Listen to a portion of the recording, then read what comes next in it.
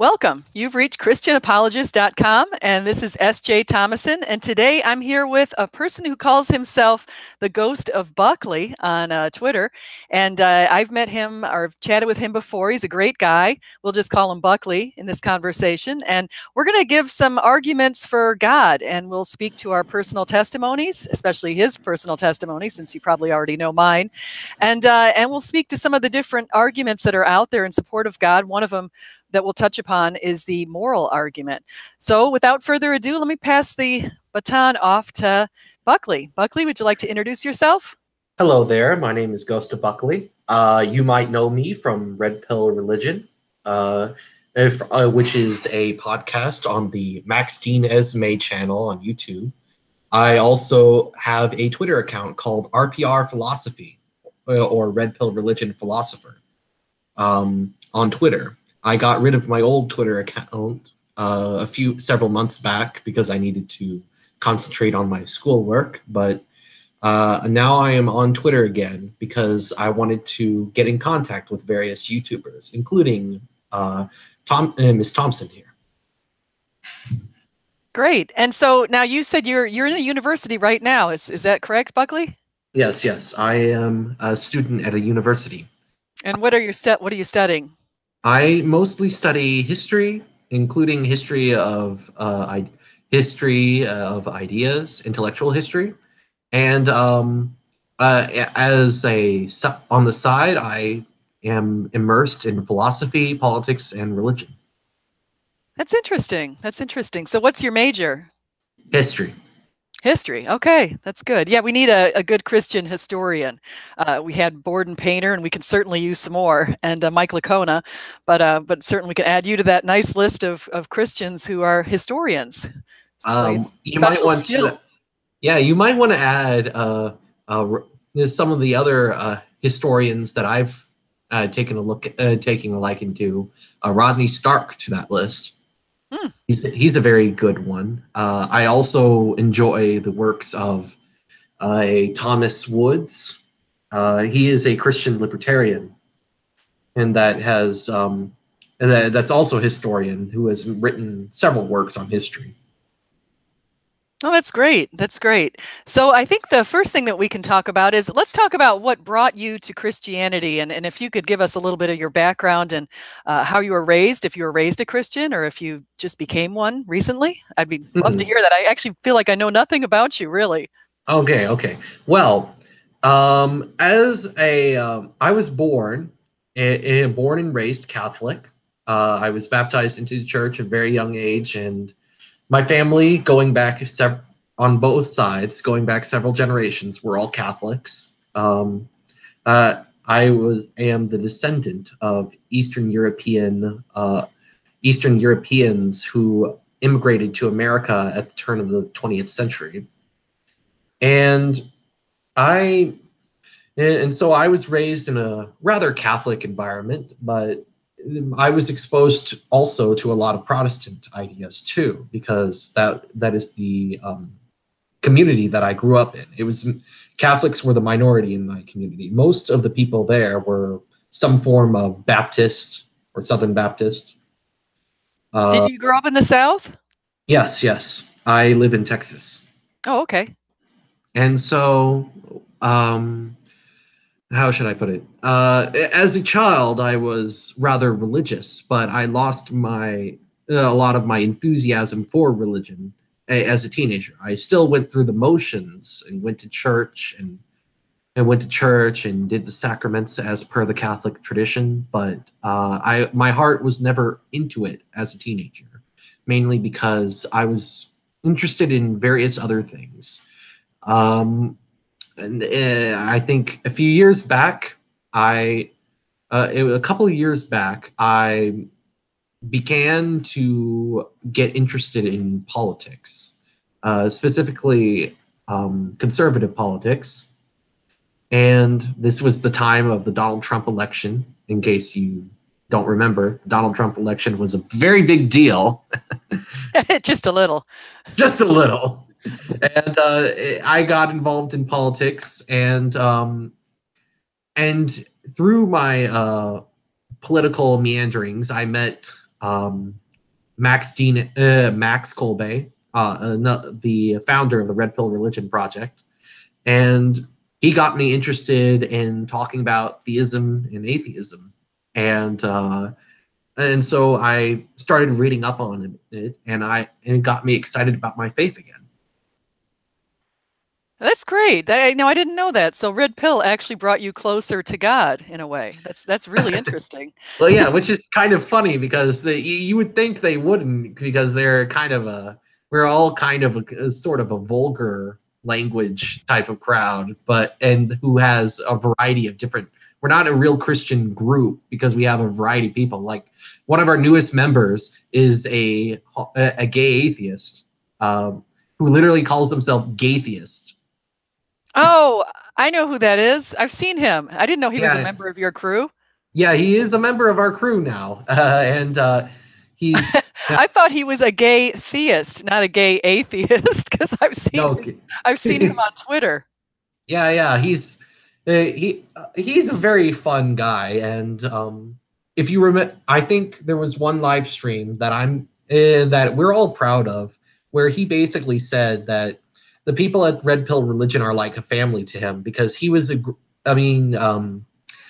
raised in a highly conservative Calvinist upbringing where he did not have a good childhood, let's just say, and so he became an atheist because he had a poor upbringing. He had poor experiences with religious people early on in life, and hanging out with us has helped him, has been helping him out. So I'm proud as a Christian to say that I'm doing my part to help that poor soul. Let me ask you this. I'm somewhat familiar with the group and who's in the group of with Max Kolbe, but I'm like Eve Kanainen and Andrew Stradlace and others like that. And it seems to me, and I could be wrong, are all the Christians who are in that group Catholics? No, no, no. Andrew Strelites is a traditional Anglican. He believed he is technically Episcopalian, but the traditional Anglicans are a very Catholic-like Protestant group, and because the Anglican Church, it's kind of strange in my opinion. It sort of straddles the line between Catholic and Protestant, and then Eve Kanainen is Eastern Orthodox.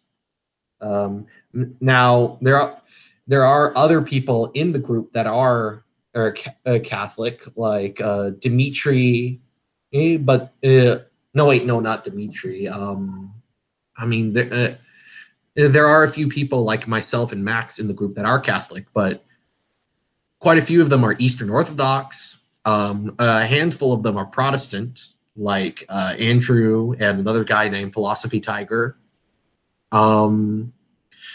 And there's also quite a few non-Christians too. White Engine is sort of a Buddhist. There's Mr. Brass, who is a deist. Mr. Brass is right now listening to you. I see him. Hi, Mr. Brass and Piggle Pig Swillbucket. Yes. Got a couple people here in the chat. Yeah, Mr. Brass does a lot of good videos on deism and also some defenses of the Bible. Although he doesn't believe in Christianity because he's not convinced that God actually he's not convinced that God actually intervenes in the world. But he does still believe in a God and believes that he's the source of our morality and stuff like that. Yeah, that's interesting. Yeah, and I want to say hi also to Satanist Apologist. He was on earlier today on my other chat. Satanist Apologist. Wow. Okay. So so the Red Pill Religion group has a variety of different faiths that volunteer on it, including non-believers that aren't militant atheists. And that's generally what we are about. We're starting to do a few more political live streams where we chat about politics, but most of our live streams you'll find are response videos to various atheist YouTubers. Now, let me ask you this, because I also don't know the answer to this question, but is everyone in your group pretty much a conservative type, mainly leaning to the right and leaning towards republicanism? Red Pill Religion mainly leans to to the right of center. We're generally we are generally pro Donald Trump, or at least pro what he stands for, which is anti-globalism and a more traditional lifestyle. We do not. We're definitely against like the social justice warrior types that try to make that. And I think part of it comes from Max being very much anti-feminist, and being a veteran of Gamergate too, which that might have something to do with it. But then again, there's a lot of left wingers in Gamergate who are anti-feminist. So, I would, but you have to be careful by saying Max and I do have a lot of criticisms for Republicans, especially the more neoconservative types. We don't really enjoy a lot of what the Republicans do. And Max especially has problems with a lot of like the free market rhetoric that Republicans tend to endorse. You know what I'm saying? Yeah, yeah. It's interesting. Now I have different political views than both of you, but it's a big country. No, it's a big we can each have our views and then move our own ways. Well, we're not really like anti-leftist. I mean, we would probably agree a lot more than you think. We just find that there is a lot of problems with like the mainstream left and the Democratic Party that we don't really think we can side with. You know, things like abortion and the feminism and some of the anti-religious rhetoric that comes out of there. Let me ask you this, Buckley, because I think you mentioned feminism a few times. Now, I define feminism in a different way than I know that you and Max do. So I define it as just basically equal rights for women. But I know that you take it to a deeper level in your definition, because I've heard Max's definition. So I wanted to see, how do you define feminism, and how do you define that? Well, feminism is an identity group for women, specifically a certain type of woman that does not really that does not appreciate men. Or I mean, the number one thing that feminism is it sets up feminism is an ideology that sets up a sort of dichotomy where the genders are at war with each other in sort of a Marxist style class conflict, where women are being exploited by men and they have to liberate themselves. And the problem with this is I find that feminism runs counter to the traditional Christian view that men and women are different but complementary. Like, men and women do have real differences, but we need to work together because we each have our own strengths and weaknesses. I can buy that. I've read the book. There was a book a long time ago, something about men are from Mars, women are from Venus, and it's true. We're actually hardwired differently. So yes, exactly. We operate in different ways. Women are hardwired to be a little bit more maternal, obviously. So. Well, I'll give you one of the main problems that feminism has caused in the modern day is that men's human. You should really have on Max sometime to talk about men's human rights and how it relates to Christianity, because he's more of the expert on that. But what I will say is that male suicide rates and men's mental health is a huge issue that feminists do not really. Not only do not care, but they'll openly mock whoever brings it up. It's because when you're in the feminist mindset, a lot of these feminists, they have this mindset of women are being oppressed by these men, and so when you group all men into sort of a class, like it's okay. You tend to generalize them in a way that just isn't accurate. Like, for instance, feminists will often bring up that men make up like the majority of politicians and CEOs, and therefore that means that there must be a patriarchy and that rules over them. But men also make up the majority of homeless people.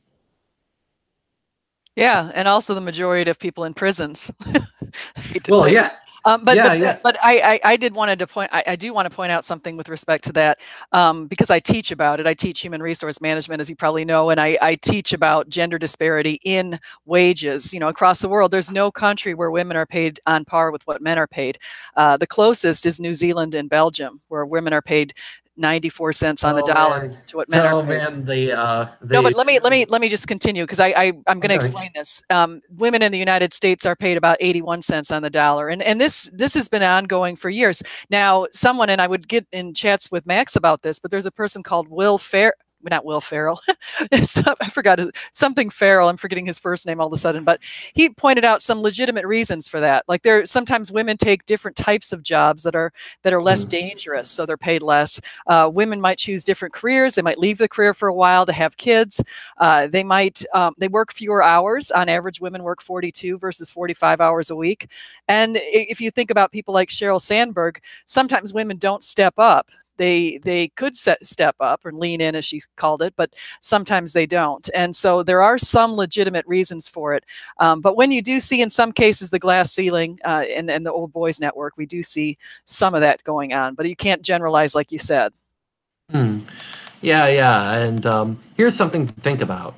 Women make up the majority of consumers and the majority of voters. So, in a democratic capitalist society like ours, um, they're the ones who are voting with both at the ballot box and with their wallets for men to be in power. So that's something interesting that Max has pointed out in Yeah, it's a good point. And I have no problem with men being in power. I mean, now I did not vote for Trump, but I don't have a problem with having a male president one bit. well, I wouldn't have problems with a female president provided she was competent at what she was doing. I mean, I quite like Britain's 80s era prime. Theresa May?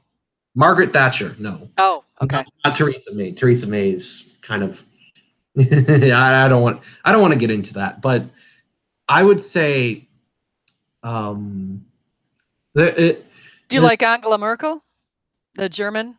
not really. But maybe we can. I thought we were going to be talking about. Oh, we can switch it up. Yeah, let's switch it up. Let's talk about because you had mentioned that you have some reasons that you feel are very strong arguments for God. So what would you say, or what would you like to share with anyone listening? Oh well, there's actually two arguments for God that. Well, actually, let me back this up. So I obtained a book a while ago called Five Proofs for of the Existence of God. But it was written by a philosopher by the name of Edward Feser. If have you ever heard of him? I have actually. I've read. I think he has blogs that are active because I've seen some of his material. Oh yes, yes, he is a very active blog. He's very it's very extensive. It's a whole library in and of itself, I might say, and very informative too. And he's also written several philosophical papers about things like the mind-body problem and natural law theory, and among other things that I find very fascinating. But anyway, he wrote this book, and he presented five arguments for the existence of God. Four of them are different versions of the cosmological argument. And one of them is an original argument that Fezer was the first. According to what I've seen in his book, Fezer says that the argument is probably the most detailed and systematic statement of the argument of that particular argument. It's called the argument from necessary truths, or the Augustinian proof of God. I could go over that particular argument if you want. Yeah, why don't you? That sounds good. Mm-hmm.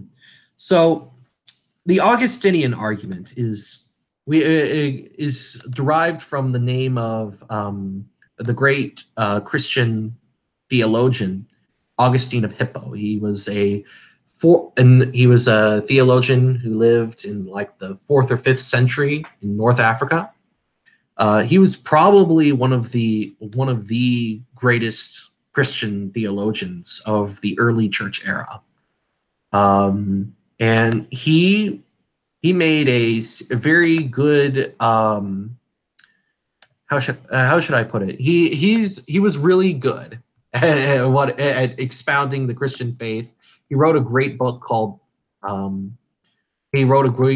City of God that challenged Roman paganism and expounded on what it was very influential on Christian political philosophy too.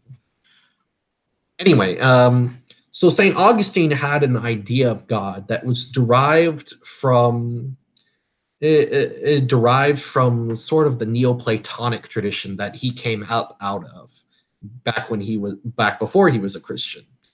And so long story short, he believed that God was the source of all ideas. Things like universals, numbers, propositions, and possible worlds. You know about possible worlds from modal logic, right? Possible worlds? Yeah, the ontological argument. Oh, okay. Plantinga's version of the ontological argument makes use of possible worlds. Well, possible worlds, propositions, numbers, universals like triangularity and humanity and things like that. They all exist within God as a single undivided idea that gets that through God's act of creation is made actual. The idea in God's head is made actual in multiple different ways, and while the idea is united and one in God, it is many and distinct in the created world. If that makes sense. I mean, it's the let me back up. Let me start off. Let me get back to what I was saying about that. I can bring up like my written version of the argument. So the basic argument takes this form. It starts with the premise that abstract objects like universals and numbers and things like that actually do exist. It starts with that premise, and you cannot, and it's a premise you have to accept if you believe in things like science, and because if you do not accept that there is such a thing as electrons, the idea, I mean, if you want to take a realist stance on science, then you have to accept a realist stance on universals, because otherwise each individual electron is just an individual thing with no relation with any other electron, according to the nominalist point of view. And if you're a conceptualist, then in these different categories are just in your head and has no relation to reality. So you can't really do science. because science requires there to be like objective types of things. You know what I'm saying? Yeah, and I think what you're pointing to that I think is fascinating, and it's kind of related to what you're saying, is things like the Fibonacci sequence. A lot of the universe is very logically ordered, and people have made predictions about it based on mathematical equations that have come true later. So it's fascinating, really, when you think about it. Well, yes, but the existence, not only that, the existence of numbers themselves. 2 + 2 would equal 4, even if the world was never created. So how is it possible? How is that possible? Well, abstract. So the argument second premise goes like this: abstract objects are all logically related to one another in such a way that they form an interlocking system of ideas. And what that means is, when we look at the real world, we see that when you look at when we look at particular things like a tree, it's not just like just a tree. It's also a brown tree with green leaves. So not only does it instantiate the universal of treeness, it also has brownness and greenness added to that. Yeah, you know, it's and so these, and then when you take a look at numbers and equations, you have an infinite number of numbers and an infinite number of possible equations that these numbers could combine into, and so all these different abstract objects are connected with each one another in the real world. That's true. So we view things relative to other things.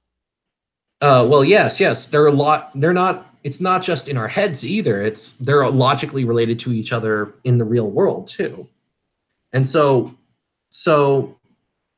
the next premise is the idea that this system of ideas can only exist in an intellect. You see, the system of ideas that I'm talking about, it can't. It must exist in. It can only exist either in an intellect or in some kind of platonic form that's outside of reality. But there are several problems with like the Platonic form theory. Platonism, right? The idea of Platonic. Yes, and the allegory of the cave in the book The Republic.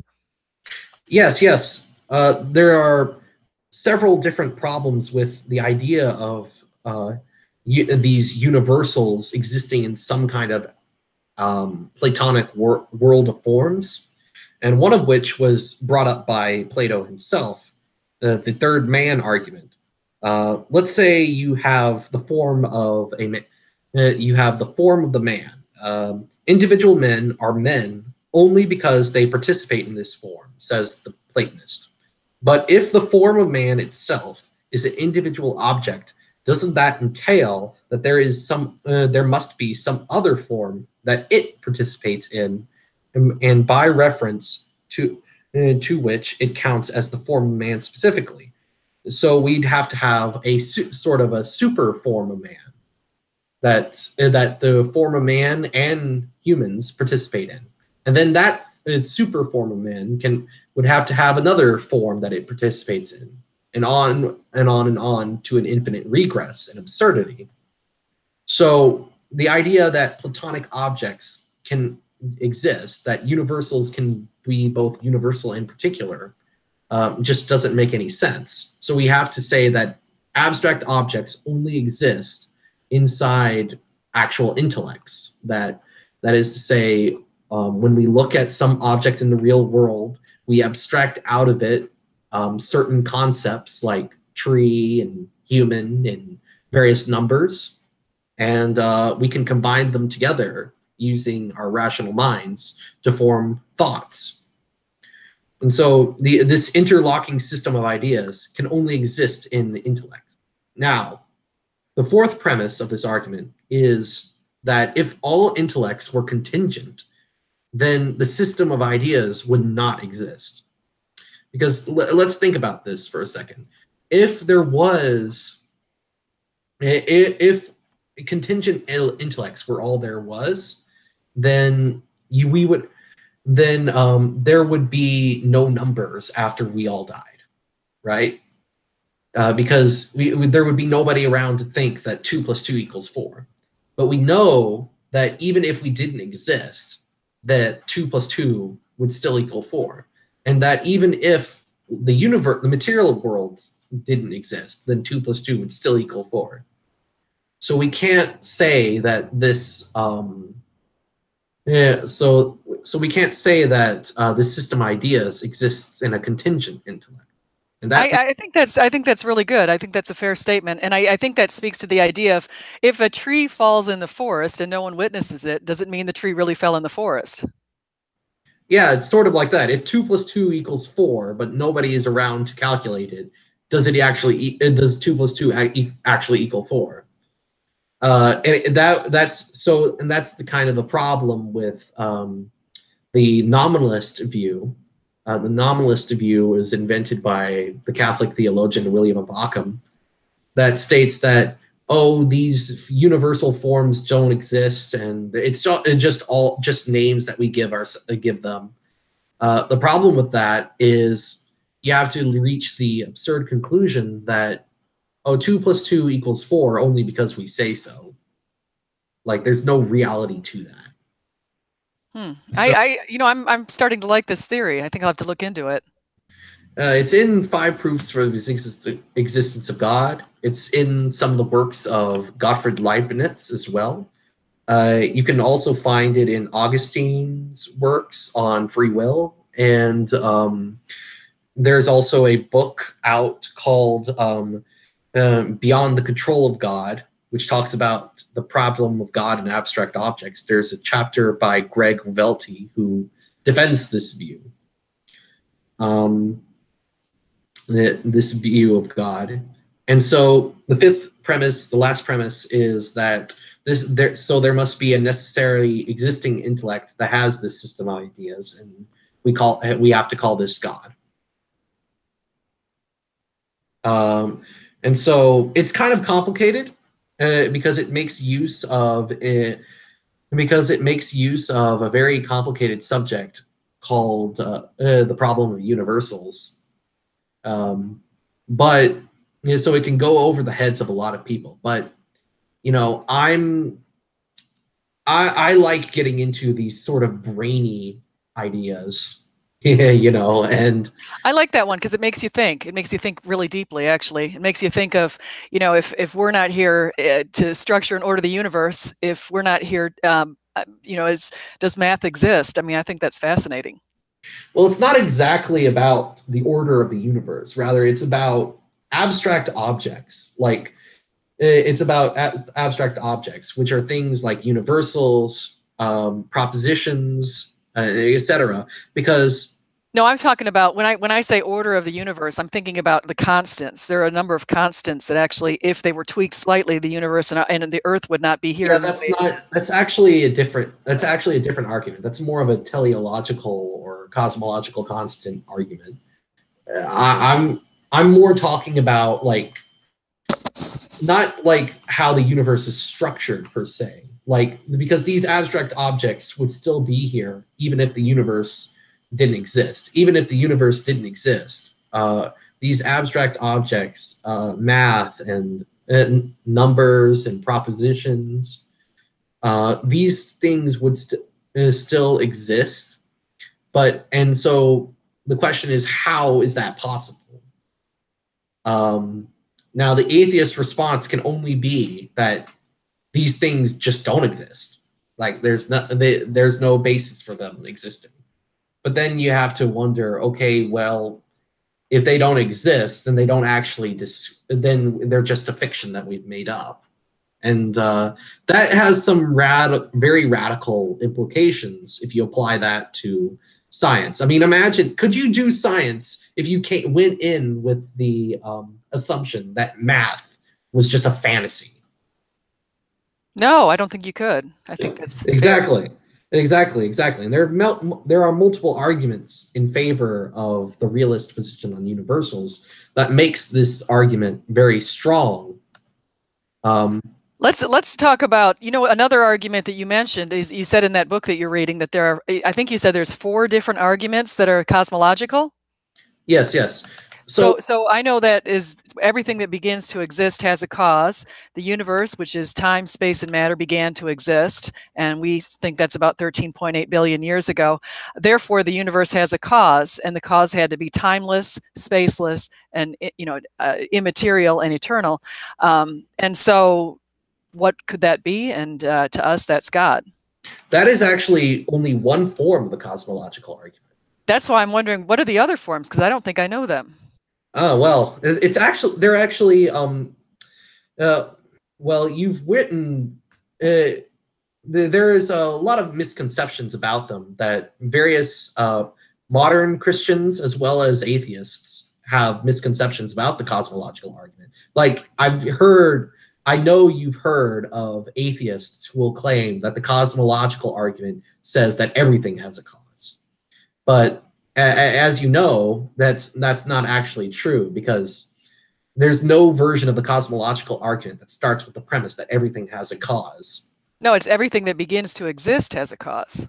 Yes, yes. The form of the cosmological argument, every cosmological argument begins with the idea that um, it's an argument backwards from the effect, which is creation, to God. It's an a posteriori argument, in effect. It's in contrast to something that's more a priori, like on the ontological argument. Um, and so the idea of a cosmological argument is that um, you're arguing based on the nature of the universe that God must have created it. That's the basic summary of what the argument is. And your version, which starts with the premise that everything that begins to exist has a cause, is called the Kalam cosmological argument. It's the favored one, but there were various philosophers like Al-Ghazali, who was the Muslim theologian. He favored that one, and there's also Bonaventure, who is a Catholic philosopher. He also favored that version of the argument too. But it's not the only one. In fact, the funny thing is, the Kalam cosmological argument is the only form of the cosmological argument that requires the universe had a beginning. All the other arguments would still be effective even if the universe was infinitely old. That's interesting. Yeah, yeah. So one of the versions is the unmoved mover argument from Aristotle, which is also Aquinas's first way. By the way, I know you've written about the unmoved mover argument on Yes, I have. I'm familiar with that one. But I think you misinterpreted it because you said that the universe had a beginning. You were saying that, oh, this argument is saying that there must have been some first mover in a previous time, but the argument doesn't work that way. No, I didn't say that there's a first mover in a previous time. I didn't say that. Actually, in the argument that's in my my blog called "Christian Defense Against Atheism," I actually presented exactly what Aquinas said. So. Well. Maybe I misread you. Maybe I misread you, man. I don't know. That was no worries. So why don't you want to explain that then, the unmoved mover argument? Oh yes, yes. The unmoved mover starts with the premise that motion occurs, and so whatever moves must have a cause.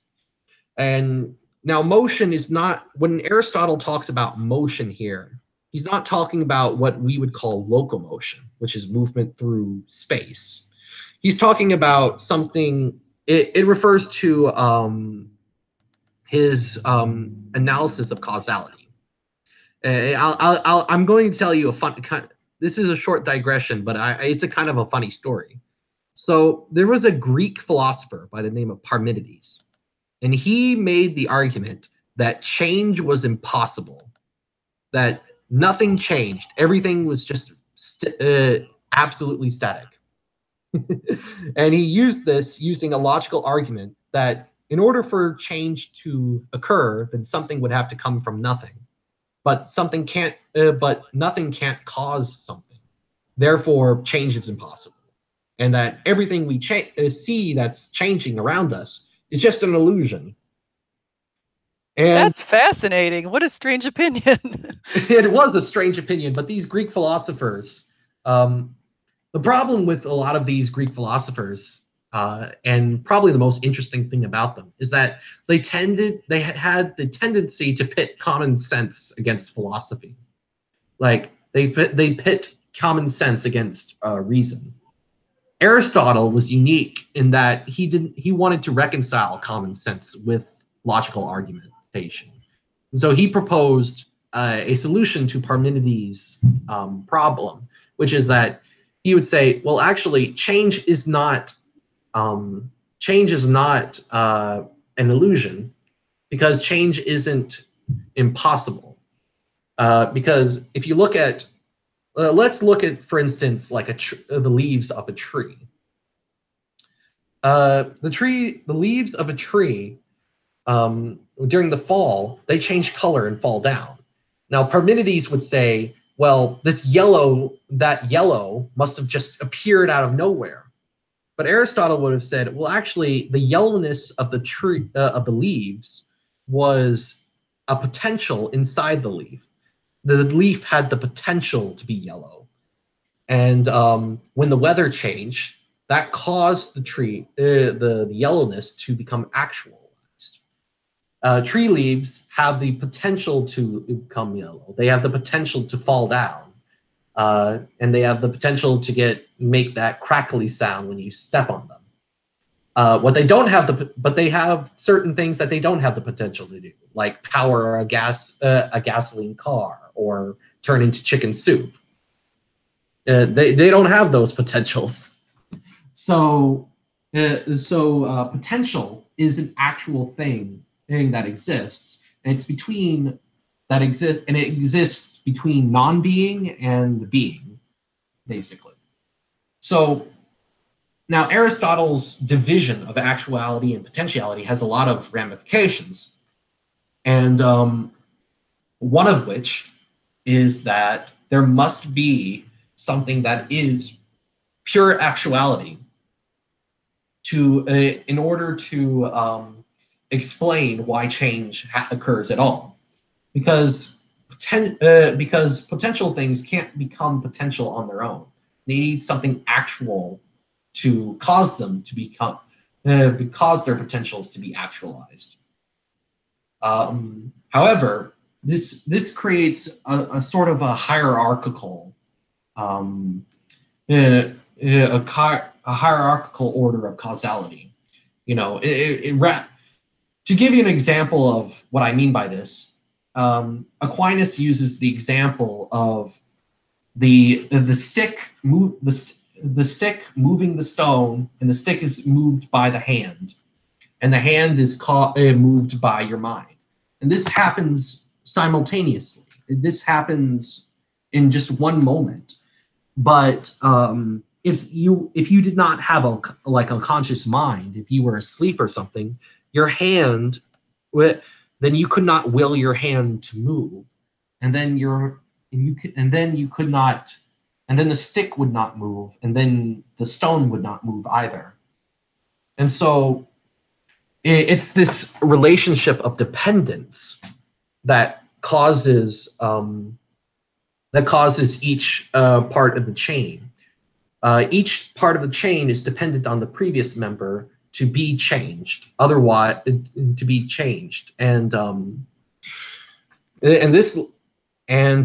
when you get to that, you realize that everything that exists had the potential to not exist, or the potential to exist in a different form. Like, for instance, water water has the potential to be structured in a different way, on a molecular level, but but that potential is not being actualized. A different potential is being actualized, and that makes the water exist as it is. So the existence of everything is being actualized by something else, and that thing is being actualized by something else. And if you and this must end in a first cause that is pure actuality, that has no potentials that need to be actualized. And this is what Aquinas and Aristotle would have called the unmoved mover, or God. He's unmoved because something that is pure act could not change, because if it could change, then it would have a cause and wouldn't be the first cause. That makes sense. No, I think that's the idea of infinite regression. So you could keep going back. Like, even if you look at where did humans come from, and we go back farther enough, they're in the beginning, and then we go back beyond the life existence before humans, and we keep going back. It's like an infinite regression, and you keep going back until you get to the very beginning of the universe and the start date, and then you say, well, okay, well, now I would like to stop you there, because that's not exactly what I'm talking about. What you're describing is something called an accidentally ordered series, whereas I'm talking about something called an essentially ordered series. Aquinas differentiates the two by giving an example of each. The example for the essentially ordered series he gave was the will moves the hand moves the stick, and the stick moves the stone, all at the same, and that's all happening at the same time. And each part has its motion dependent on the previous thing. The example that Aquinas gives for what you're talking about, an accidentally ordered series, is something like a father has a son, and the son has another child, and that child has their own child. And even if one of the previous members of that causal chain goes out of existence, there would still be that the later members of the chain would still exist. And this was why Aquinas, unlike St. Bonaventure, Aquinas would have rejected the Kalam cosmological argument. Aquinas did not believe that you could use science or philosophy to prove that the universe had a beginning. He thought that you had to appeal to the Bible in order to do that. And Aristotle was a pagan who thought the universe was eternal. So he would have rejected the idea that the universe had a beginning. And that's why he came up with this argument. This argument it says basically that for anything to change at any given time, it needs to have a changer right here and right now that's doing the changing. Okay. So it's an element of simultaneity. There's an element of simultaneity and dependence that is involved in this. It's simultaneous in that the changer has to be doing it right now as it's changing, rather than sometime in the past. And it's dependent, as in each member of the causal chain is dependent on the previous member to keep causing it to exist and change. I'll have to look into that. I haven't read much on Aquinas, so I'll have to look into some of those theories. That's interesting. I would like to, I would recommend getting 5 Proofs of the Existence of God, because it's a very deep book, and the other 3 cosmological arguments in that book, which come from Plotinus, Aquinas, and Leibniz, they're all similar in that they don't make a beginning of the universe. They rely on the notion of of essentially ordered causal series, like I've described. And it's very hard to wrap your head around, especially if you're more used to the Kalam cosmological argument, which starts with the premise that the universe had a beginning. But you have to remember that for most of human history, there wasn't really any scientific proof that the universe had a beginning. So they had to. So their versions of the cosmological argument had to you basically had to concede, well, yes, even if the universe it didn't have a beginning, there would still be a need for God because X, Y, and Z.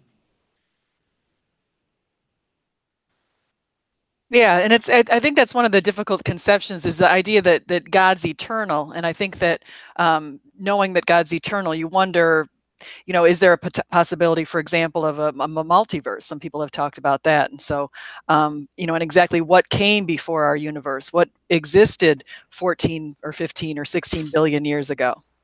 So, well, the Aristotelian would say, well, even if the Aristotelian would say, well, even if the multiverse did exist, you would still, that multiverse could have existed in a different way, but it has potential. So it has potentials that it needs to be, and those potentials need to be actualized by some unmoved mover.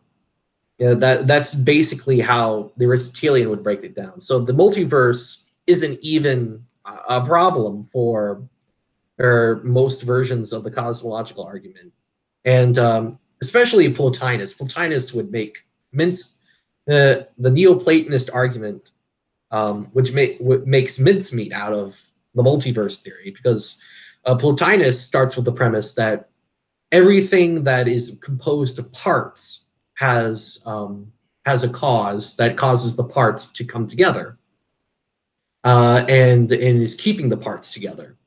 And so the multiverse would be like, Plotinus would be like, okay, this multiverse has multiple parts to it, and those parts need to be combined together and keep being combined, and that would require God, who is pure, who is simple. The notion of divine simplicity. Have you ever heard of it? Yeah. I've heard of it. I've read William Lane Craig writes a lot on that, and so I've read it.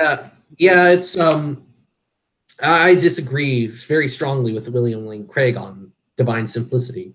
For me, to say that God isn't simple is to say he's not God, because there's no way. Because if God was a composite being, then he would need a cause to actualize. He would need a cause to combine those parts, because a causal. Furthermore, an eternal being can't have parts, because there's no beginning of time where he was put together, and there's no end of time where his parts break down. Let me ask you this. Let's switch gears for a second. Let's thinking about you mentioned you've obviously studied a lot in some of our past philosophers and past theologians and people like that. And I'm wondering, and we talked for a brief second about Plato, but and you and I had talked offline here about the moral argument, and I'm bringing Plato into that because I think his book Republic really called my attention to the moral argument, and so I see that the fact that we have objective moral duties and values to be another explanation. I mean, another suggestion for God. Well, there's actually something in Aquinas that is derived from Platonism. I think it's his fourth way, and it's basically the idea that, okay, well, there must be there are these transcendental things like truth, goodness, beauty, and so it's something called the argument from degrees of perfection, where you argue from the fact that there is such things as goodness, truth, and beauty, and to the point where there must be a perfect goodness, a perfect truth, and a perfect beauty. And that would be God, and the reason for that comes from like scholastic ideas about how goodness and truth were the same thing as being. And so to say that there is something that is perfectly good is the same thing as saying it's a perfect being. And so only God is the perfect being. So to say God is a perfect being is also to say that God is perfectly good. And this is another reason also why the Euthyphro dilemma, one of the other reasons why I believe in divine simplicity is because it helps solve the Euthyphro dilemma. Because part of the consequence of divine simplicity is that you have to say that each of God's attributes is God. So God doesn't have power, God is power. God doesn't have goodness, he is goodness. God is goodness itself. Right, and So so that's exactly it. So that's like with the Euthyphro, just like you're saying, is the idea of piety. God is the standard of piety. yeah, exactly. And furthermore, it's not arbitrary either, because okay, what's when we talk about what's good, we there are different. We're usually using it in the term of moral goodness, but moral goodness isn't the only type of good. Like for instance, what's good for a tree is that it grows roots. Is that it has roots that absorb nutrients and water, and it has leaves that photosynthesize, and it's healthy.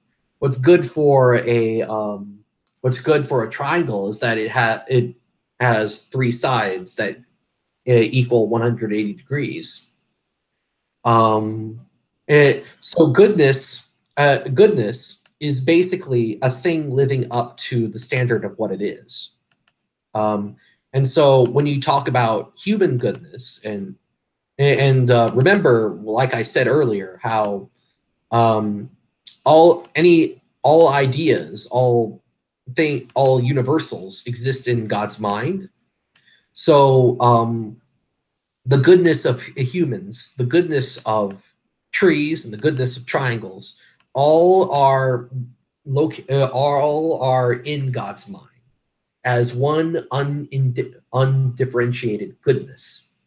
So, and God is that goodness too, because God doesn't just have goodness; He is goodness.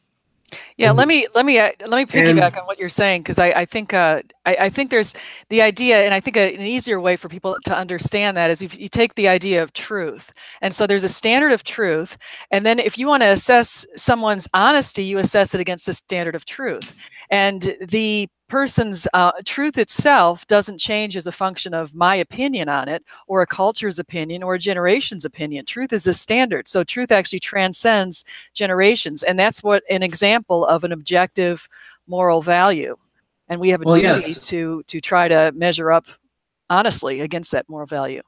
yes. In a yeah, like I said, the truth, true thing. There are like in the created world, there are distinct true facts that exist in God's mind as one undifferentiated truth, and God is that truth. Now, it gets even when you get down to it. According to this, God is His will, and then God's will is also His goodness. So what that basically means is that God always wills what is good for His creation. And since God is also, and since to love is to will what is good for another, you can say that God is loving in this view because he never fails to will what is good for us. He always wants what is good for us, basically. That's correct. That's correct. And how would you? And I'm curious, what's your take on determinism and free will? I'm very much against the idea of determinism. I think that, and I often make arguments against people who say that it's God's omniscience interferes with free will, or that God's power interferes with free will, or God's predestined plan interferes with free will. because I would say, and when you look at like God's knowledge of us, how does you have to ask yourself, how does God know us? Because he doesn't have eyes. He's not some. He doesn't actually just. It's not like God is like is a bird that's looking on down on us because from the sky somewhere or outside the universe. Because God doesn't have eyes and But we are eyes made in and his image. well, what that means is that we're good. What that means is that we that's actually a complicated issue that I'd like to get into we can get into later. But what that mean God but we know from the different arguments for God that God has to be without a body. God doesn't have a physical form that insofar that as he is God. He so he ha- he is basically like an intellect. He's something like an intellect or a purely spiritual mind. So how does God? So you have to ask, how does God know anything? Well, the answer is that God knows us because he created us. He knows himself. So he knows his own actions, including all of their consequences, and thus he knows everything. I'll give you an example of how this works. To give you an analogy, imagine you're a fantasy writer, and you decide to create your own fantasy, create for this novel your own fantasy world. And so you would know all the characters in it. You would know their backstories, what's in their hearts. You would know the history of the world from beginning and end. You'd know how the story ends and how story ends and everything. But you wouldn't know that by you don't know that by observing it. You know that because you created it. You know that because you thought it up in your head, and then you made it so. And in a similar way, God knows the universe through his own act of creation and his own eternal, timeless, spaceless act of creation. God just knows us, everything, and that includes our free-willed actions. Um, uh, uh, like you can't really say that. Now, I've heard skeptics often proclaim that, oh well, the characters in a story don't have free will, but that doesn't really make sense because if you look at the characters of a story, um, you like pretend you wouldn't say they had no free will unless there was like somebody mind controlling them in a fictional story. Otherwise, they're everything they're doing is part of their free will within the confines of the story. It's just that God, the author of reality, knows uh, knows our free willed actions because he created us. That's exactly correct, because the idea is, I think some people confuse God's knowledge with God's control. He doesn't control us. He's given us free will, but he knows what we're going to do because he's concurrently in our past, present, and future. So he's existing in an immanent and a transcendent way all at once. Well, yes, but yes, exactly. And I would just emphasize when I talk about God's omniscience that the way he knows our free willed actions is because he controls us. He's written our story. He's written our story from beginning to end, and so he knows us on a very he knows us like a writer knows the characters of a story. I mean, the idea of God being to the universe what an author is to a story, has been used as an analogy before by people like C.S. Lewis. The story and the metaphor that C.S. Lewis came up with, trying to look for God in the universe is like you go try Macbeth trying to look for Shakespeare in the attic. Oh, that's funny. I haven't heard that. That's cute. Yeah, I think that's from Mere Christianity, I think, I'll have to or go some back and other read that. or some sort of essay. Anyway, the yeah. So what I would say is, just because God created us, and just because God created us and knew what we were and knew what we were going to do when He created us, does not mean that He's actively controlling us. Because for Him to actually actively controlling us, he would need to basically be like, he would basically have to make it to where we don't freely choose our own actions, that we don't make decisions, that he is the one who's secretly making decisions behind each of your decisions, and that runs into a lot of problems that determinism, in my opinion, often runs into. Yeah, I'm um, on the same page with you on determinism. I completely agree with that. So, I mean, like, if this is my question to any determinist who thinks like this, if I know that I think, and that I have desires,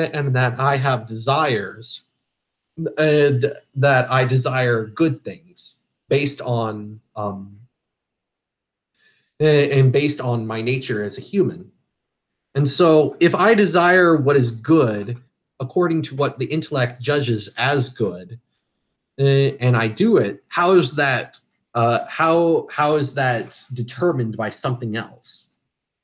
Um, because I think part of the problem with determinists is that they have such a broad view of free will. It's sort of like self-sufficiency sort of view of free will that basically says that if you were free will, then you could change who you are. You could have unlimited power to change who you are, and God doesn't have that because that's logically absurd. You know, a chicken can't decide on it. A free willed person can't decide like 5 minutes later that they're going to become a chicken and poof, they're a chicken. That doesn't make sense. well, yeah, And there's and that's I think that's what you're saying. There's different forms of determinism too. There's biological determinism that talks about what we're predisposed to do based on our genes, and a lot of that just is motor actions and that sort of thing that are not conscious or you're terribly aware of, or routine sorts of things. And then there's more deeper level determinism that focuses on if God has control over our complex decisions. And I would make the argument that we have control over our complex decisions and we're very conscious about our decisions. And so, in that way, I would reject the determinist philosophy. um, one last thing on free will and determinism. The way I see God interacting with us is that you could say that insofar as we're doing things, we are at the steering wheel, but God is like the engine, the gasoline. He's the one that makes it possible for us to exist. He is the necessary condition for us to exist and do things. And we're the ones who are mostly in control. So far, insofar as we choose what we look at different things that we consider good, and we choose one of them. Um, However, that doesn't mean that there's this sort of free will we have the sort of free will that's just teleologically neutral. Like, our free will does have an end, and that end is looking for something for good, for goodness. Now, our intellect, which looks for truth, um, can be mistaken about what is good for us. For instance, I might look at some a bag of Doritos, and think, well, this is good because it'll bring me pleasure. It'll bring me temporary pleasure, and so I will myself to get the Doritos and eat a bunch of them. But that doesn't mean it's actually good for us. You know what I'm saying?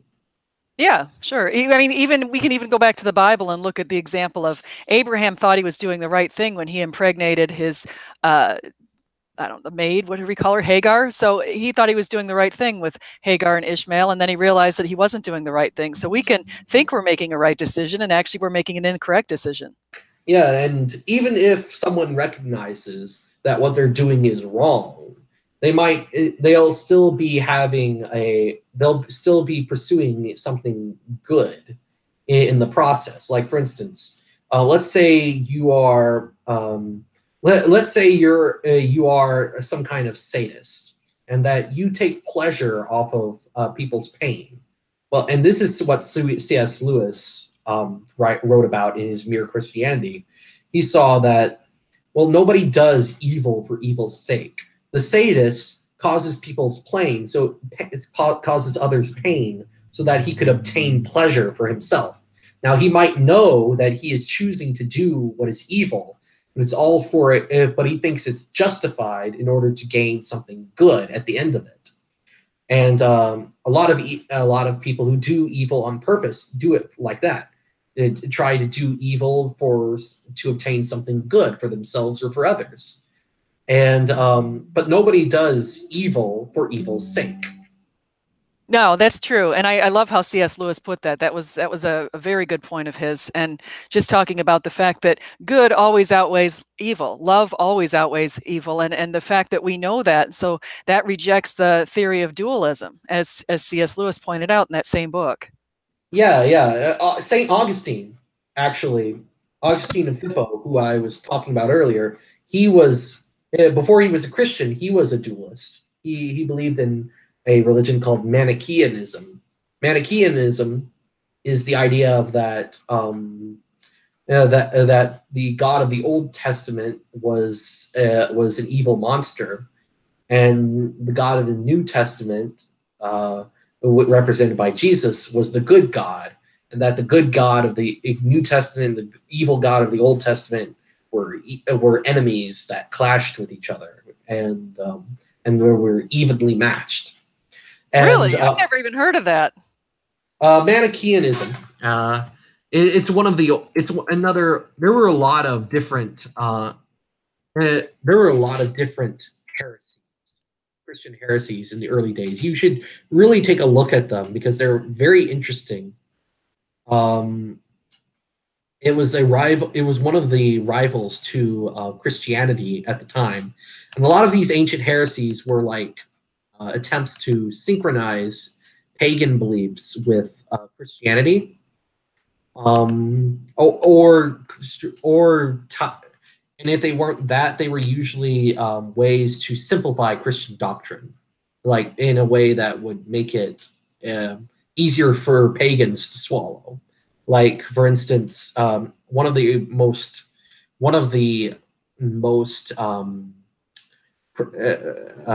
infamous of the heresies was Arianism, which was created by a bishop named Arius.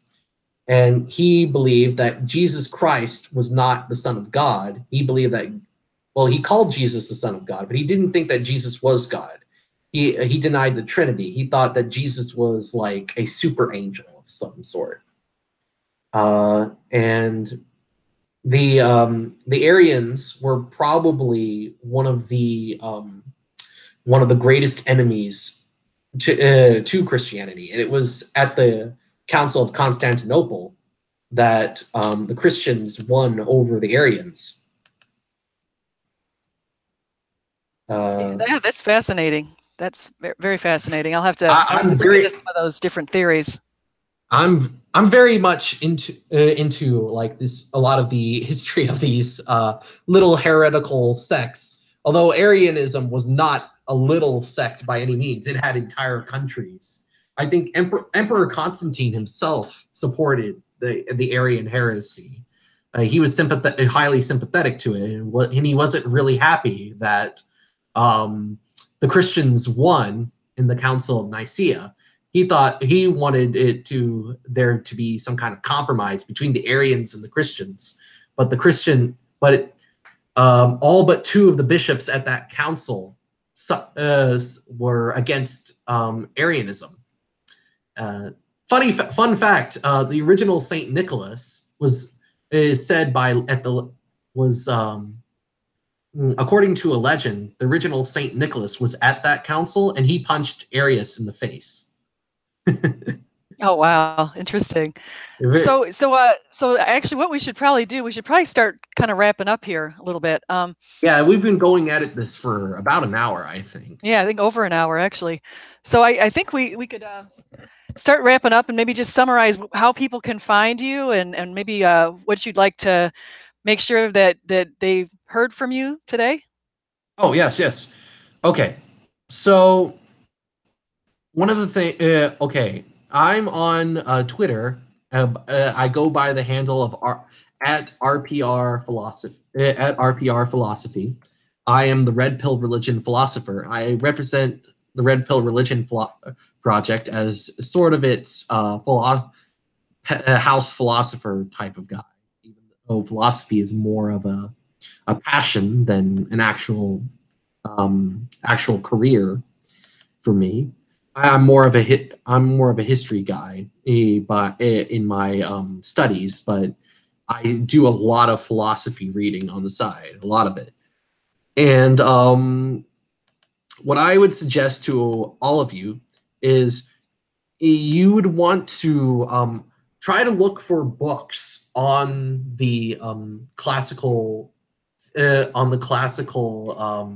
philosophers, Plato, Aristotle, Plotinus, uh, and I would also be careful reading them.